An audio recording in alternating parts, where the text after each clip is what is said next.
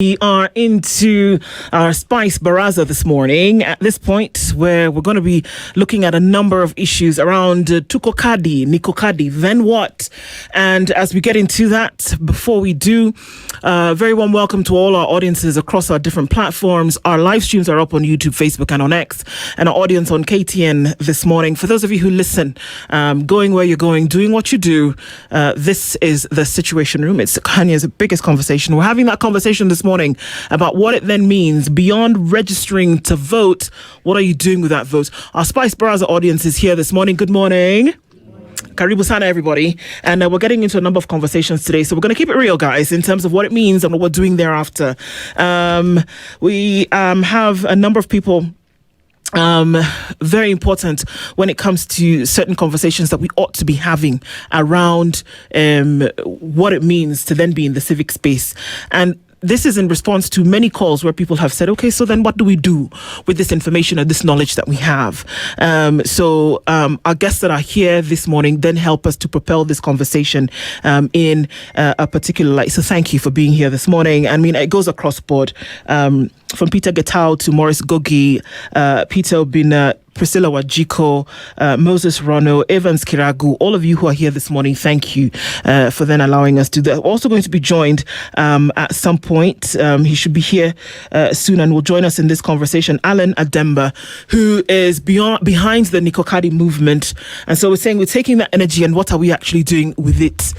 So he'll join us in a little bit as we get into that. But we're going to start with us who are here in the room today and at this time.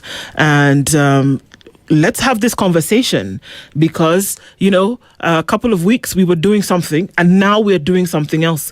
There's been a conversation about what are we going to do to ensure that where we are matters in the civic space. What are we doing to have conversations around what needs to happen with the vote? But beyond the conversation, what is the action? It's not just another trend, you know, like sneakers or bell-bottom trousers. This is something that actually will change the face of what Kenya does in the future. So let's start off with our conversations from around us.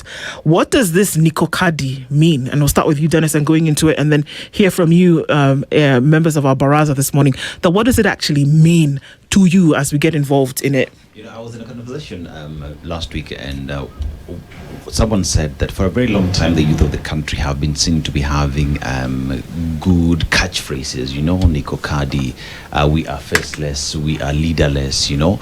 But even while at that, now that we are on a Niko Kadi, what follows after the fact, you know? Are we having conversations around ourselves on, fine, we Tuko Kadi, but how are we voting? Who are we voting for? What changes do we want to have? Do we understand the constitution? Do we understand the roles of all these elected individuals that we put into office? So are these conversations that you're having, or does it just start and end at Niko Kadi? So we go straight to the audience, right? And we ask the question, Tuko Kadi, fine. Kwanza, sote Tuko Kadi.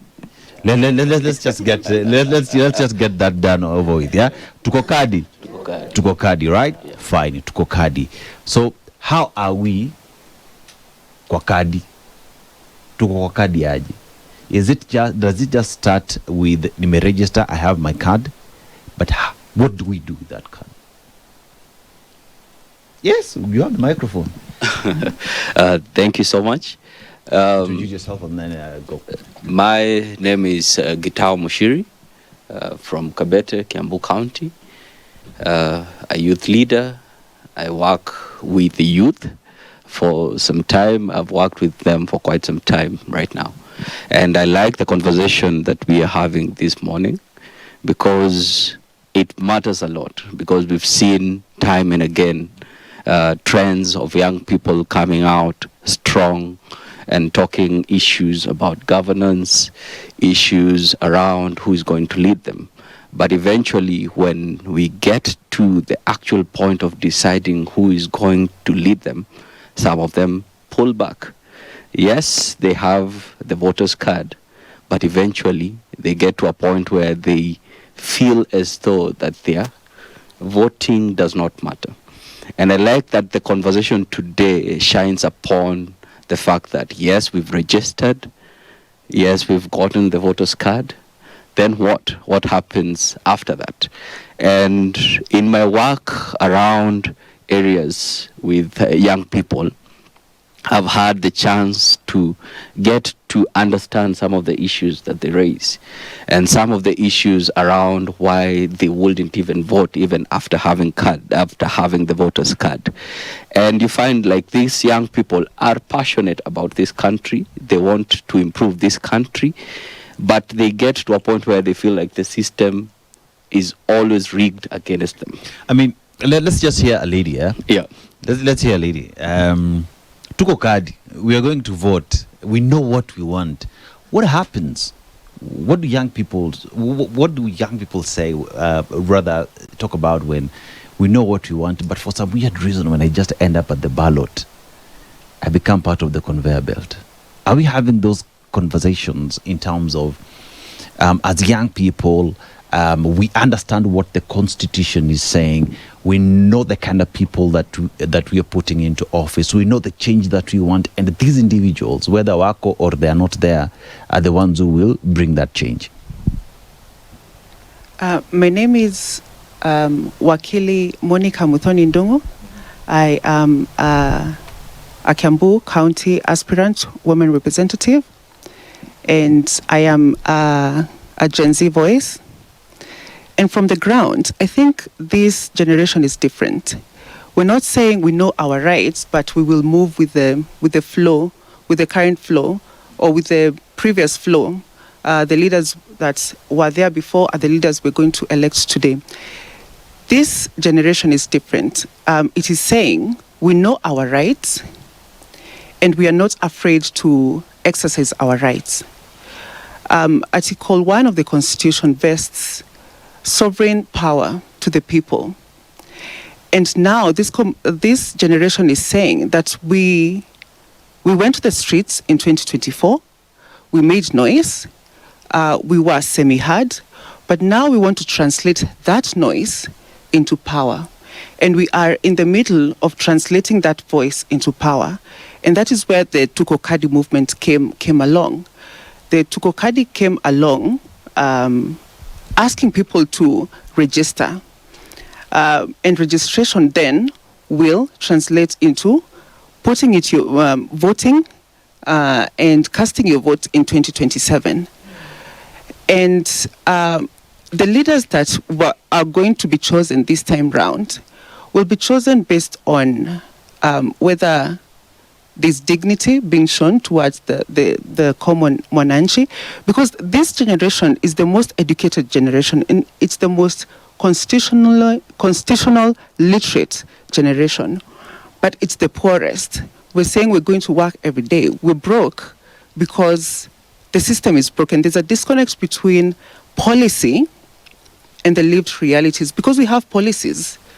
We have laws. We have one of the best constitutions in the world, but the provisions of that constitution is not being translated into the living realities of the young Kenyan, and that is where the Tuko Kadi comes in. It is a movement. It is an organic movement. This is a movement that is not organized by any leader. It just came with the pain that every common Kenyan is living through, and that pain now is being generation into action. Is there understanding across board that this is beyond a trend, or that it should be beyond a trend, and that it must be something that you take from registering to vote, but then actually voting? Because there's a direct link between voting and the leadership that you put. And I'd like to hear from others. Is it just something that we're going to go do on an afternoon when we are free, or over the weekend we're going to rally people because it sounds cool to do? But do we understand that beyond registering and having your name and showing your screenshot on whatever social media, that you actually come out on the second Tuesday of August in 2027 and you cast your vote? Is there that understanding? I mean, thank you. Do you have to send? Yes, please. Just so that we can see you. Every time that's a disadvantage. My name is Daniel Orogo, and it's a pleasure to be here. I have run before for a political position down in Kibra, and I've had these conversations always, every time. Just like you mentioned again, you've had this, I think, last week in the Global Democracy Forum, and as well with Madam Du during the Future Like Activity when you visited, and we had this wonderful conversation. So it's a pleasure to be here again. Let us get the understanding, first of all, that for the very first time, and I agree with most of the sentiments my colleagues have mentioned, that beyond the aura that was there in 2002, the hopeful generation in the country, this is probably another moment where we're going to have people very hopeful to vote, especially the young people with understanding of the Constitution. So we really don't really have to figure it out fully. That is my comment, beginning with, but there is a general understanding that there is a link between civic awareness right now and the power of translating that into a vote through the voice that a vote translates. So I think that is that general understanding. The second bit of it, let us also agree. Let's also agree that we started by saying that, we were on the streets, but that could only end on the streets. But when the status quo saw that young people are actually organizing and taking a vote, then there was another issue that, now the politicians are driving them to take votes. Now Tuko Kadi, everyone is running with it. I saw the president run with it. I saw Rigiji actually brand on it. So everyone is saying, when you say Tuko Kadi, they're asking me, which Kadi factions are you in? The dynamics that is now coming. So it's been split politically already. So it's beginning to take. Unfortunately, like the Gen Z movement was already pacified. But I just wanted to say as my opening remarks that we might not figure it fully, but we are beginning to figure it out. That how do we make sure that our voices that we have in the ballot are translated, so that we not only talk about Tuko Kadi, but could we accompany it with other ingredients like civic awareness? Do we accompany with other ingredients like voter awareness? I've seen people even doing concerts now. It's actually concerts that are being organized, so that we continuously lace it with other ingredients of participatory democracy. You've spoken well, but this gentleman here wanted the microphone. So as you give your comment, right? So there is also the aspect of all you want to say. An example is fagia wote, right? Fine. Fagia wote waende. Replace it with who? Copy paste. Okay, thank you. I'm Peter Obino. I come from Rari. I'm a youth leader and also a deputy organizing secretary for the DCP party in the county of Kiambu. I think to start with about Tuko Kadi, with your question that you have asked. Tuko Kadi, then what? So we need a competent reader. When you go to vote a competent reader who will just hear your voice in the National Assembly, in the County Assembly, so that we can be heard. Another thing, because we are all a taxpayer, what are we having? Our tax have values? Because the readers that we put there, we need to say that they have values in our tax, because we are paying taxes. When you say the demonstration of Gen Zs, because of the bill, the finance bill and all that, you will understand is that hatuna voice.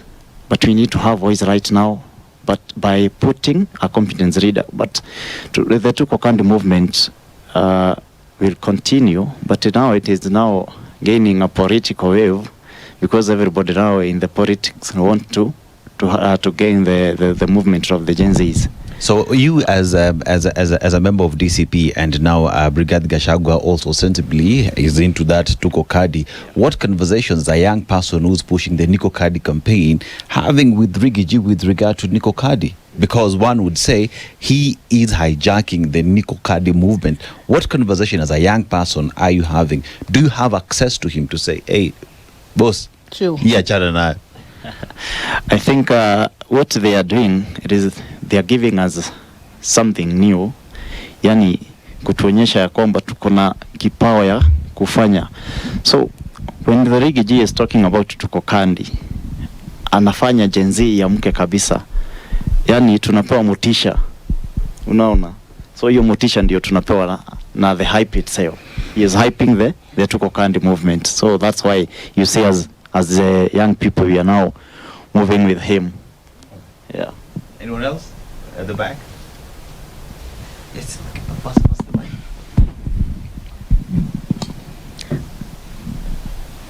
Hello. Hello. I go by the name Priscilah Wanjiku. Priscilla. Priscilah Wanjiku. Yeah, I'm from Kiambu, a student leader and a youth leader there. And Tuko Kadi movement. Personally, I have so many different views about it. First of all, I would say we don't have a plan after Tuko Kadi.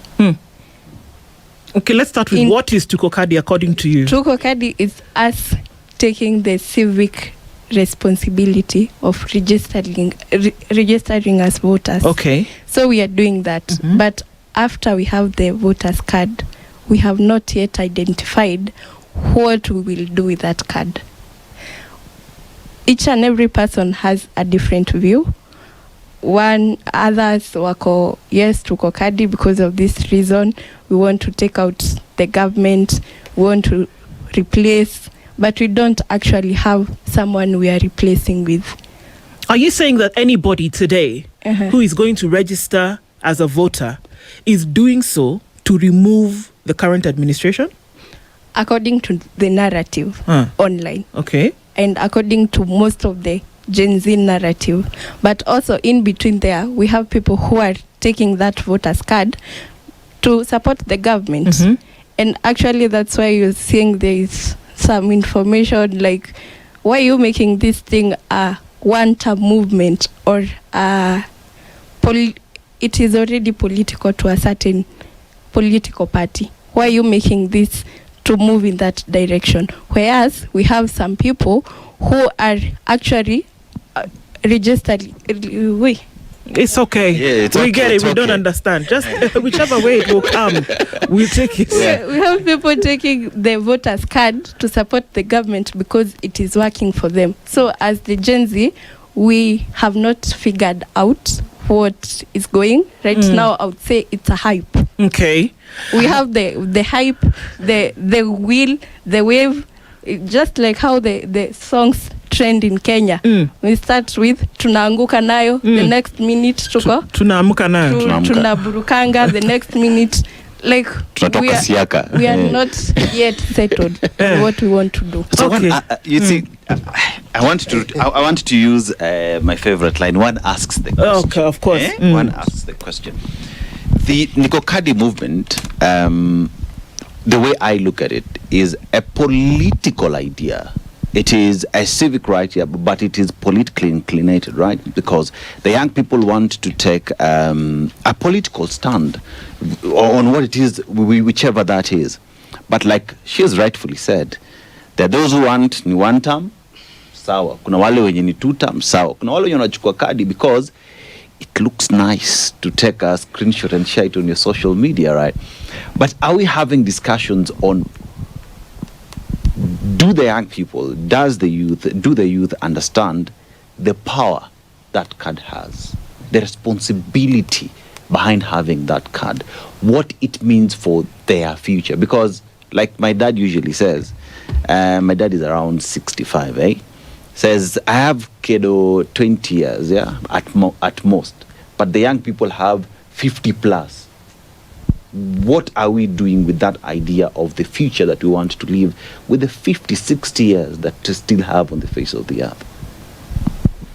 Morning. Good morning. My name is Patience Mlobi, and on the Tuko Kadi movement, personally, Tuko Kadi, and I don't think the youth are confused.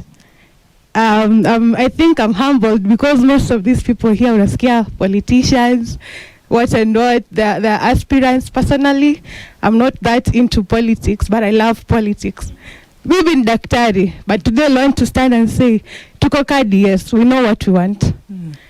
We are moving towards a certain direction, and we are Tuko Kadi kwa sababu kesho hatutaki kuteseka in the hands of people that are already edged. Let me use the term edged, kwa sababu maybe let's say in my early 20s, by the time I'm getting to 50, I want to have a leader that is approachable, a leader that can understand me, a leader that is my age.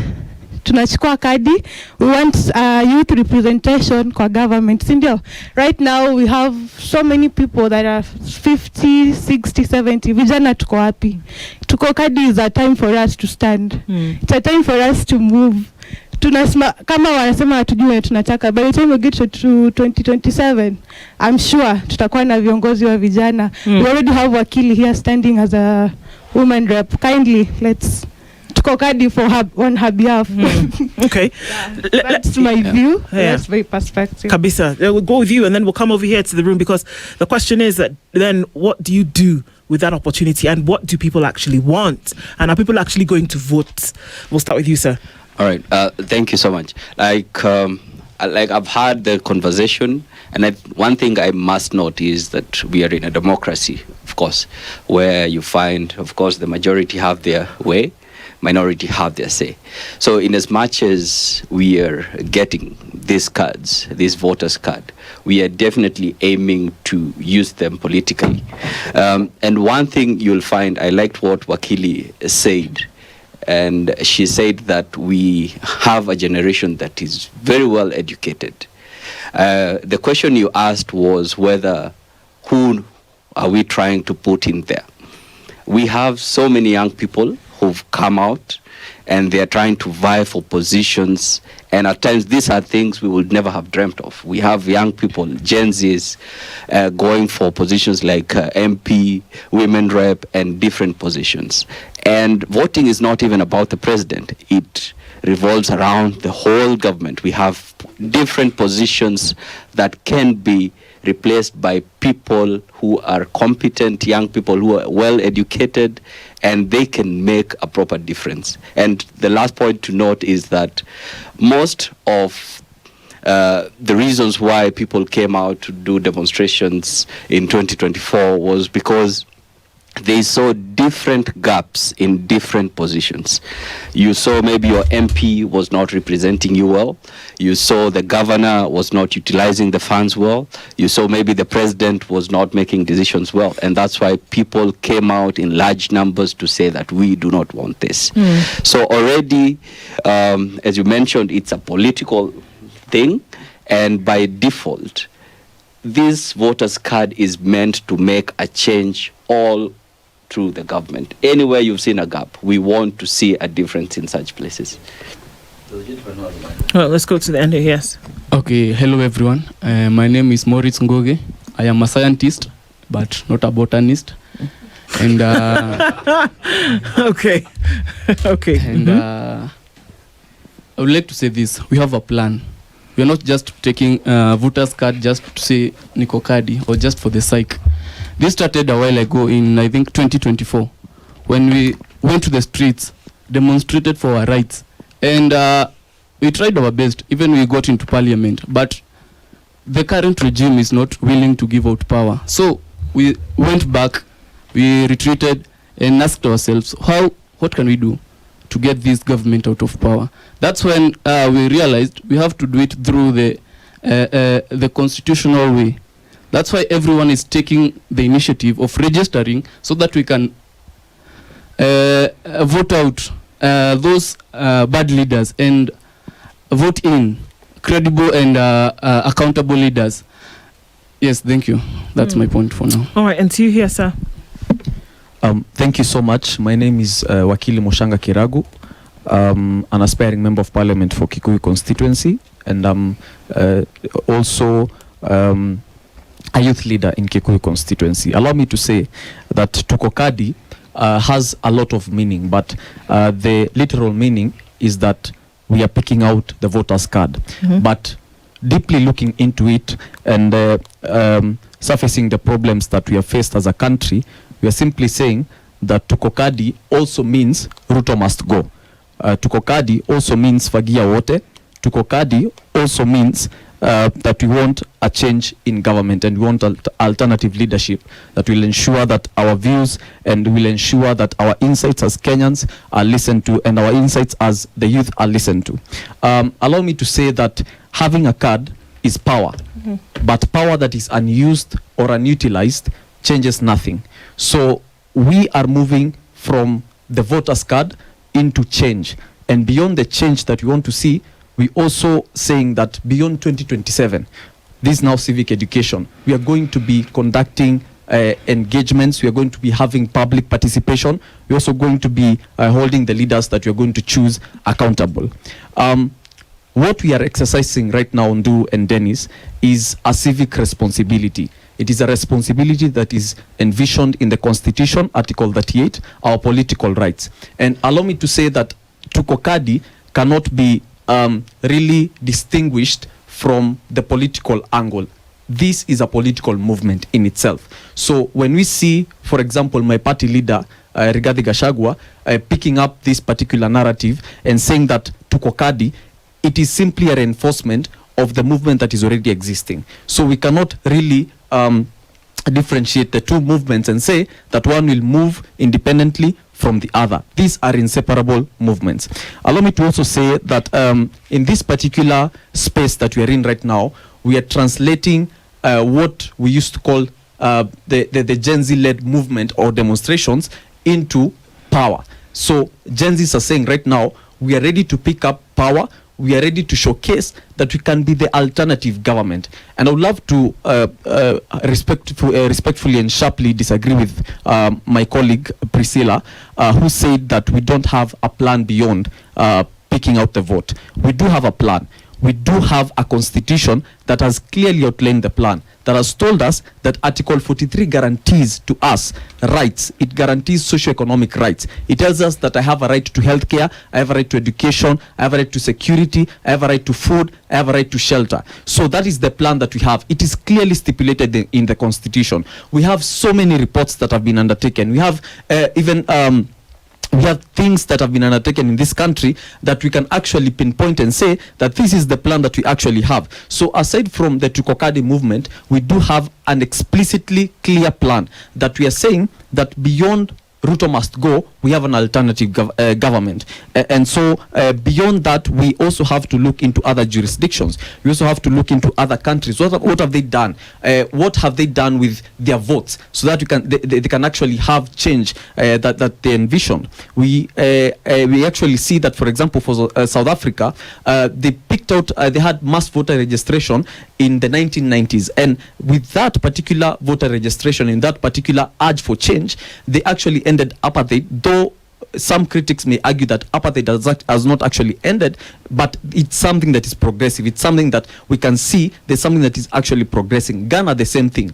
Ghana has institutions and has an active voter turnout, and that's why we see that we have a lot of stability in that country. We have peaceful transitions. We have accountability in that country. So what we are simply saying is that even in our Kenyan context, we also desire that the youth move beyond the Tuko Kadi, and that's what we are doing exactly. So beyond us picking out votes, I'd love to urge the youth that power needs to be utilized for it to mean something and for it to bring change in this country. Thank you.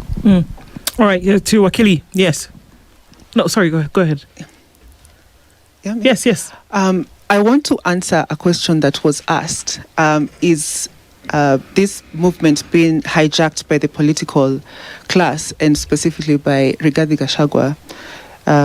As I mentioned, I am a woman representative aspirant with the DCP party, and we have seen very many young Kenyans align with His Excellency Rigathi Gachagua because I will go back to 2024 because this is where this movement started from. When leaders were dismissing the demonstrators were met with force, arrests, abductions, and killings also. And they were dismissed. And we even had other leaders proudly and in public say that yeyote atakaribia police station, shoot them to the leg. Yeah? They were giving an order to kill. And what Rigathi Gachagua did, he went to the ground and engaged the young Kenyans. And this is what we are looking at when we want leaders. We want reliability, relatability, and courage. And that is what Rigathi Gachagua has shown us. I heard one Gen Z said that the Tuko Kadi movement is synonymous to Ruto must go, that when I tell Maurice here Tuko Kadi, we have already had like a 20 or 30 minutes conversation. So I would also like to respectfully disagree with Priscilla that we don't have a plan after the Tuko Kadi movement. So what is the plan? I think that's the thing. That the plan is, so this is the question here. The plan so is... we say there is a plan, there should be a plan. People say we do have a plan. What's the plan?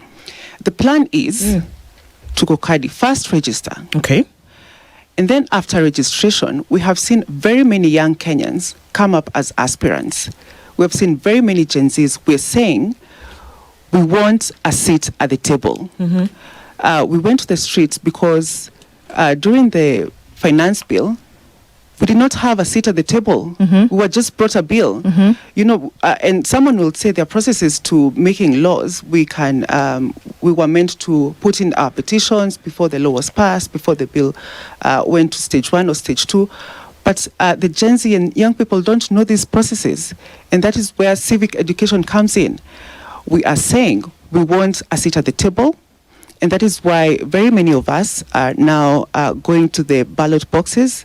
We are saying that if you don't elect us, we will go back to the streets because we need most of us or some of us at the table. Okay.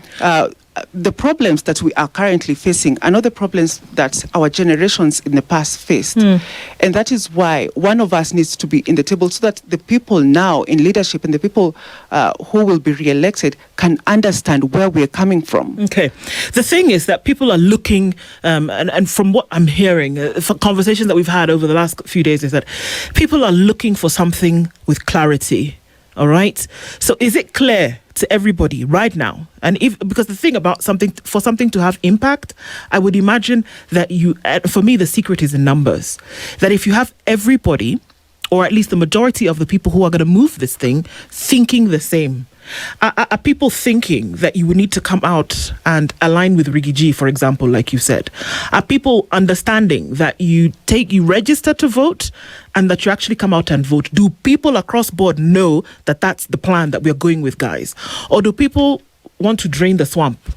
Or do people say Ruto must go? It seems that there are very many things that are happening at the same time. And is it possible to have all of those things happening at the same time and still be authentic? Well, I said that I said insist on what I say. As a young person, just like we had different elections that were on different stages, because election is a process. I think maybe you'd have turned off your mic. Just check that for us, please. Is that clear now? Oh, well, no, but okay. Let's switch it up. Dennis, did you switch it off? Okay, go ahead. As I said, it's the understanding that election is a process, and that elections has different phases.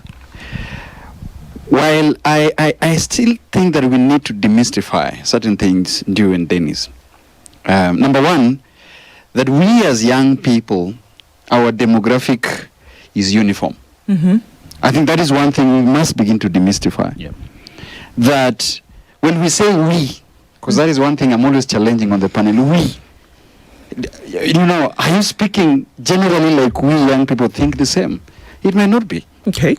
And that's why you hear there's a disagreement around who is now, speaking about, Tuko Kadi.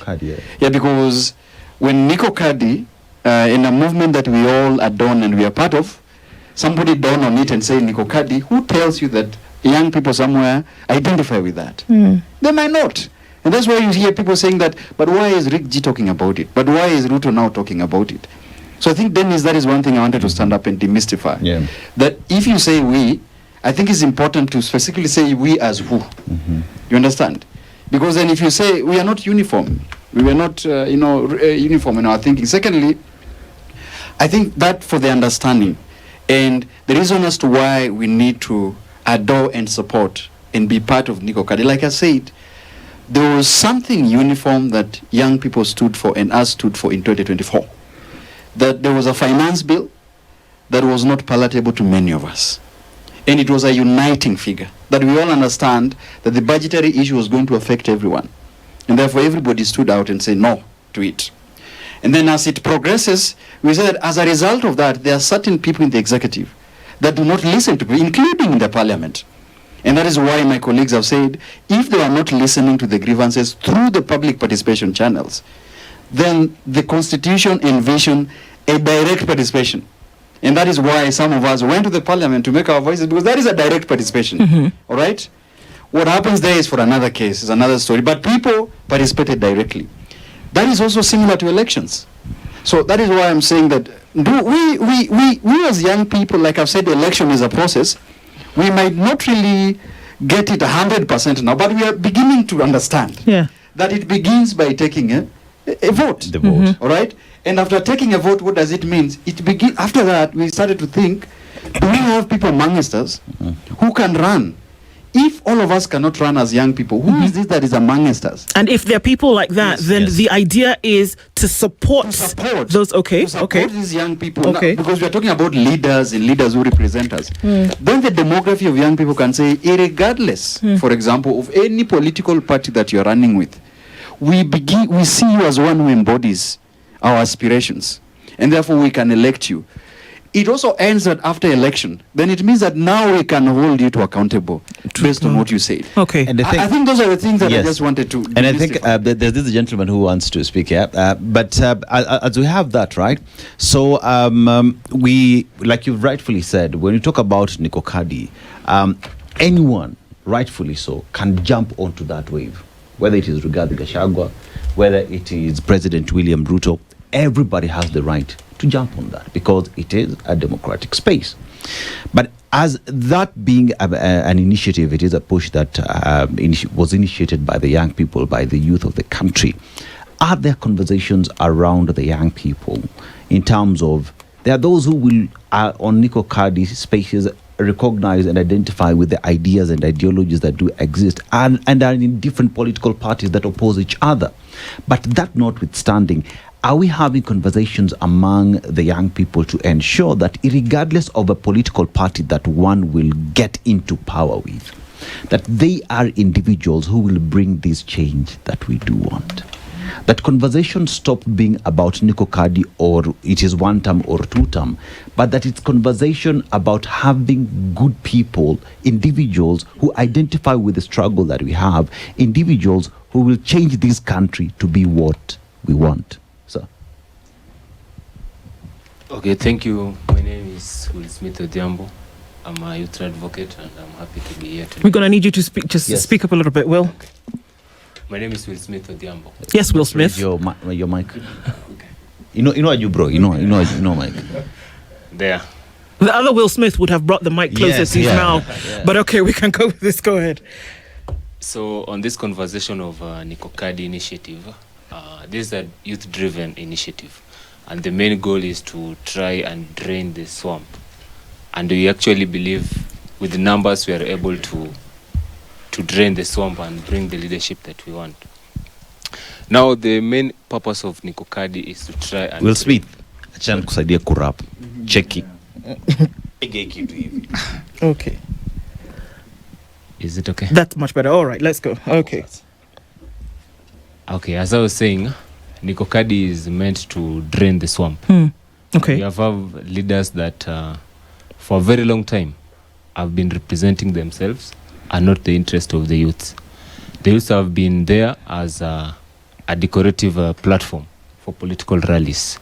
But now we are in a situation where we want leaders that are going to actually implement our issues. Leaders are actually going to fight for our own challenges that we are facing out there.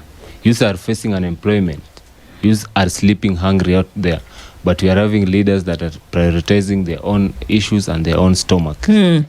So the main purpose here is 2027, as my brother said, regardless of the party that you are coming with, we are going to deal with the specific issues that you are telling us we are going to address. Okay. We are going to look at personal character and your integrity level. Because for a very long time, there's something that is called political cult, party cult, where political parties have dominated, telling us who to vote in, telling us who to not to vote. That has created a room where people are not looking at the integrity level, the competency level of a candidate. But 2027 is going to be a different field or a different game, because they're going to look at what you are able to do, especially for the young generation. And I want to disagree with my sister here, who said that we have a seat on the table. We are not going just to have a seat. We are going to reconstruct. And the seat, we are the first person who is going to to put a nail on that hood.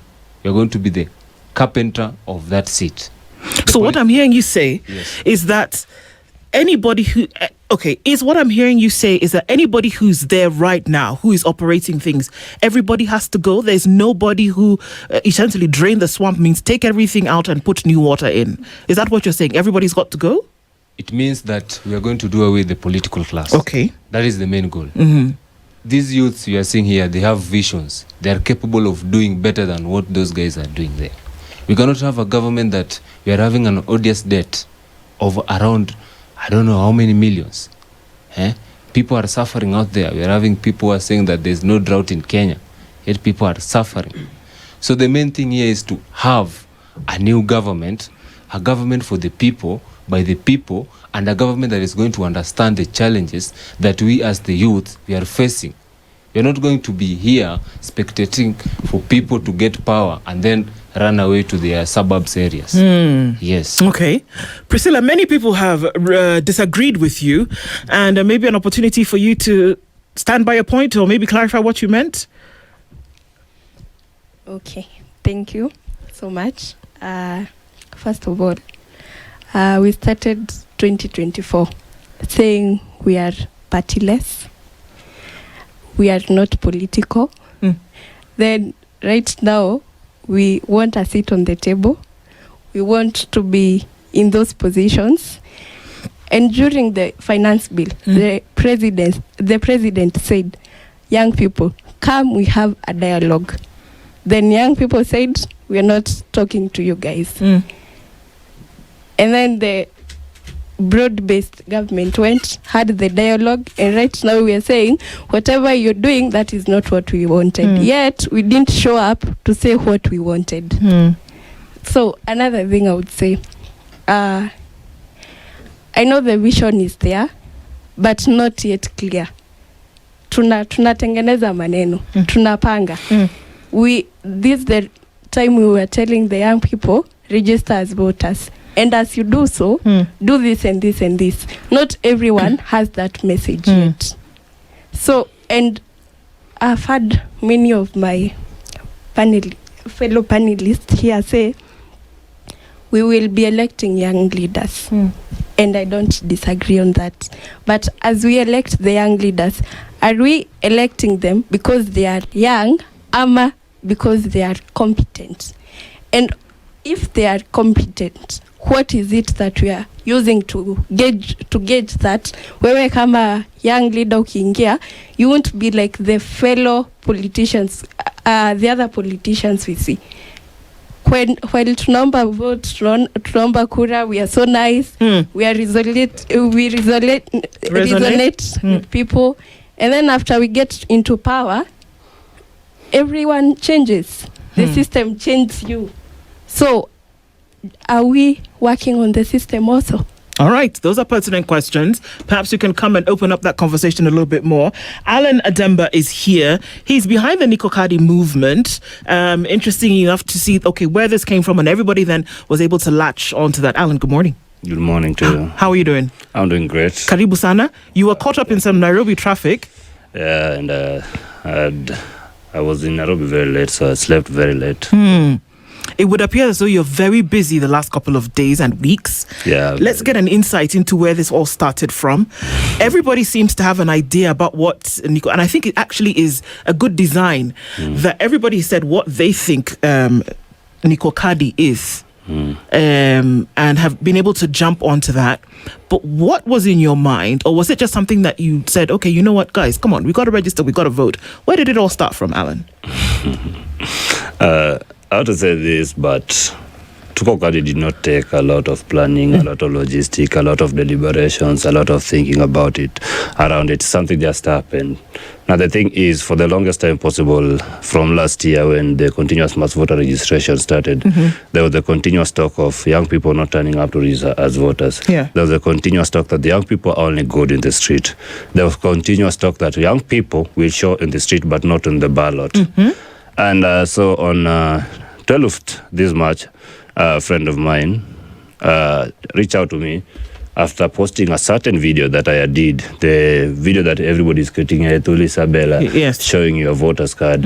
And she asked me to take her to register, to go register as a voter, because honestly, she had no idea where the registration was happening. She stays in Kawa, stay in Kasarani Council, Santon. So that's a quite distance for me just to come and take one person to register for voting. So I told her, let me try and see if I can get more people. And so I tweeted it on X and said that I'm looking for unregistered people in Kasarani to go take to register for voting. And I said, I'm a registered voter, I just want to help where possible. The tweet went viral. Then I quoted the tweet with a WhatsApp link, WhatsApp group link, and people joined. People joined, people who were unregistered. Then 17th happened. We went, we registered 641 new people. And that's how it all started. Nothing more, nothing less. Okay. So it's interesting because, I mean, a number of us in the room in the browser have said, well, people have jumped onto it. People have tried to politicize it. Which is true. Yeah. And people have tried to now maybe split people along those lines, which is interesting because from what you're saying, it's something that should have actually brought people together and go with one thing. And that was the aim now after Kasarani happened. Okay. After Kasarani happened, what was now what you wanted to happen after that? To be honest, I always say this. I myself, I was not sure of the direction. I was not even sure if Tuko Kadi was going to be a big thing. I was not even sure if Tuko Kadi was going to be a movement or an initiative. You started by helping your friend go to register. And people joined, mostly people from TikTok and X. And people came. And I think the thing that made it a movement is how we kept on telling people, like informing people the progress, how many people we've registered by 9 a.m., how many people we've registered by 10 a.m., by 1 p.m., 2 p.m., until now the offices were closed at 5. And now the mainstream media, of course, caught wind of it and they came. Now it became a national conversation. At that point, I have to be honest. I was not expecting that thing to go that way. I knew it would just be a one-day process. Then that was it. Go back to my normal businesses and do my own thing. But now, 2-3 days later, it is a whole conversation. People jumping on it, politicians jumping on it, people wanting to be part of, to be associated with it, and everybody from all the country. You see people doing Tuko Kadi, Nakuru, Mombasa, Kisumu, Eldoret, Nairobi, Kirinyaga, Embu. It's not a Nairobi-led thing anymore. It's not an Ademba-led thing anymore. It's a Kenyan-led initiative. And so from then, I noticed that, okay, this thing is now going to fight the voter apathy that has been there. And so the only way that you can make sure that we achieve fighting voter apathy, or just say bringing down voter apathy, is by making this thing non-political. And when I say non-political, it doesn't matter which party you are affiliated to. It doesn't matter who you are supporting. But the only thing that comes with this being non-political is we don't want the politicians to jump on it. The moment a politicians jump on it, it's going to ruin the whole thing. It was organic. It was a non-funded thing. It happened organically. And when I say politicians jumping on it, is because maybe a politician is from a UDA, the other one is from ODM. If UDA politician jumps on it, it's going to tell the other faction that this thing is a UDA thing. It's sponsored by this thing. And in between ODM and UDA, there are people who are not supporting all these factions. So where are these people who are in between here are going to go? There are people who are just waiting for the right time. They don't want to put their leaders out there. They say we are going to vote in these leaders.